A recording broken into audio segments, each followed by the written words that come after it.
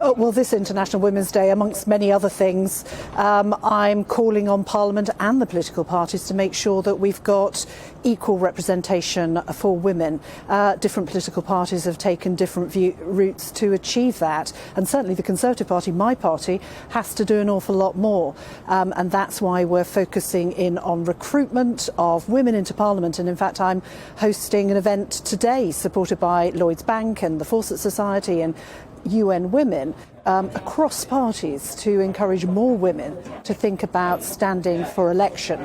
But I also think that Parliament itself has to think about how it can make itself more attractive to women as a workplace.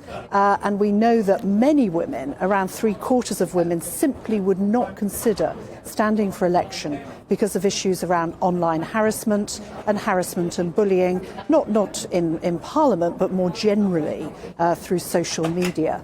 So we have to address these issues in the round. It's not only for political parties, it's for Parliament itself and indeed the government through legislation such as the Online Safety Bill to really tackle these things and change women's views of Parliament.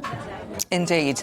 Now, let's have a look at the executive, the government departments, 4 government departments which don't have a single woman in them. Many more, mostly made up of men. In fact, only 4 government departments have 50% women. Is the Prime Minister sexist?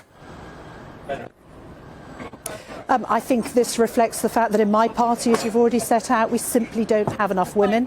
And in fact, I'm just about to go into a meeting where we have many Conservative women from the Conservative Women's Organisation, meeting with Victoria Atkins and the chairman of the party, amongst other organisational groups, to talk about how we can get more women involved in not just political life but in public office. Now, we know that the Labour Party have used all women shortlists to get to the place they are now, which is 50% women in Parliament. 50% of their MPs are women.